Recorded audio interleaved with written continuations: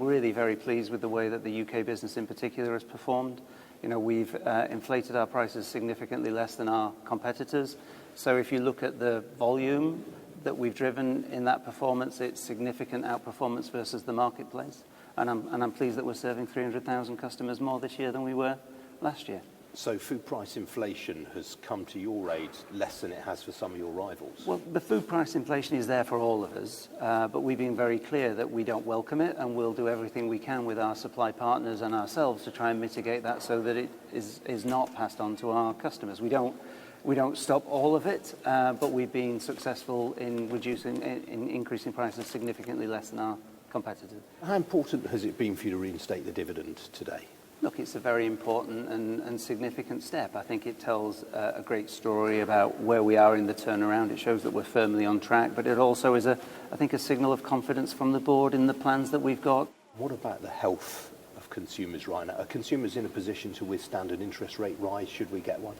Well, look, I think, you've seen it like I have. The consumer confidence indicators show that there's slightly less confidence. But I have to say, in terms of their spending patterns and their buyer behaviour, there's no signal that there's been a material change in that.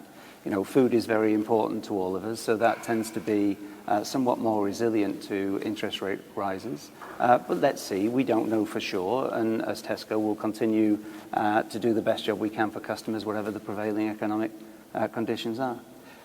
What about jobs? Tesco has cut thousands of jobs this year, head office jobs, deputy store managers jobs and so forth.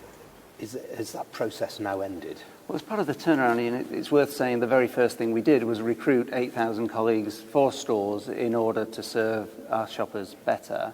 But it's true, as we've turned around the business, we need to lower the cost and we need to simplify the way that we operate. So that's meant that we have had restructuring in our head office, in our call centres, in other parts of our business. So that is the difficult part, the very difficult part of driving the turnaround. What about the competitive threat? During the last 12 months, Amazon has obviously bought Whole Foods. Mm-hmm. How worried are you that Amazon are increasingly going to encroach into groceries? They've now got a deal in this country with Morrison's as well, for example. I'm not unduly concerned by it. I think what we do as Tesco is we focus really clearly on what it is we can do to serve Britain's shoppers a little better. We have 3,500 stores around the country. We have a very strong delivery business, and if we focus on that and do that very well, that's the best way that we can be competitive, whatever happens in the marketplace. How confident should consumers be about food safety standards? We've just had this undercover investigation into one of yours and others' chicken suppliers.